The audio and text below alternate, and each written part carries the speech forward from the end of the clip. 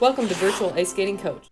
In this episode, we're going to show you what goes into preparing an outdoor ice rink, as well as go over the importance of skate blade maintenance after skating on an outdoor pond or a surface that isn't a regulated ice arena. Sandy has a pond in her backyard, and it is perfect for skating when the weather gets great. The dads maintain it, so they will actually even make a mini Zamboni out of a trash can and hose and water.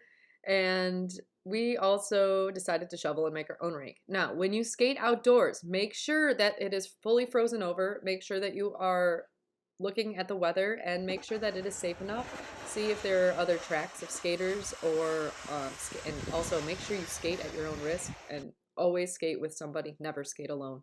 If you're skating at night, make sure you bring enough ample light and enough adequate warm clothing to keep you from freezing.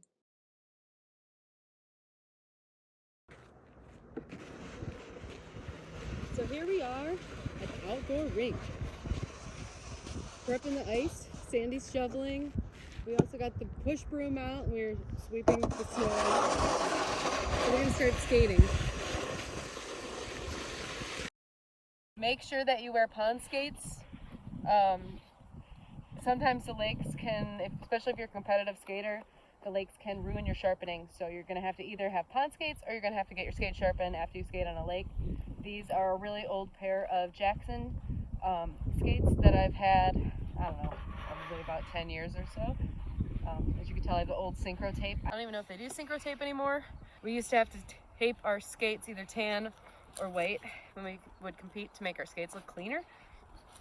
So anyway, they got a whole bunch of nicks and marker stains from when I learned to skate. They're not even laced up correctly because they're broken. So just make sure you always have a pair of pond skates if you're going to be skating on a lake. You do not want to ruin your good pair of skates, or just make sure that you always can go get them sharpened if you're going to go practice, because a lot of times you won't be able to catch your edges. You'll skid on some 3 turns, you'll probably fall trying to stop. You might not be able to grip the ice for your edges.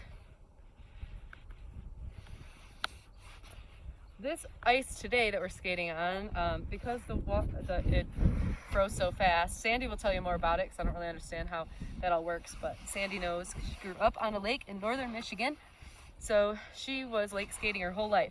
So even though I'm sort of terrified of falling through, Sandy is the pro. I gotta get a picture of that sign in Lori's place. $2. Rusty pond skates. Also, yeah, if you go to take your skate sharpening, the people that do the sharpening will not do it. They'll refuse because it actually puts more work into their sharpener and dulls out their sharpening blade. Now here's for the educational and cool part. Ice is a lot of chemistry and physics. So ice formation begins in the late summer, and the upper layer of lake, it starts cooling down, and it's called turnover. And so the water becomes denser and heavier and sinks to the bottom, forcing the warmer water to rise to the surface. This starts in fall and continues into winter. Usually around November, December, or winter months, depending on where you live, is when the lakes will start to freeze over. At that point, the surface is exposed to freezing air. Then the water molecules will expand and become less dense, floating to the top. This is around 32 degrees when this happens. Once that happens, the progress of ice formation starts to slow. Eventually, the ice gets thicker. It needs to be about 2 inches in order to be safe to skate on. So the best ice that freezes over for cinematic and skating surfaces would be black ice. Yes, just like black ice, the kind you slip on and fall that you can't see, the kind when you're driving that gets you to really take hold of that wheel. So when it freezes, it becomes dark and hard and smooth. So this makes it for perfect conditions for skating.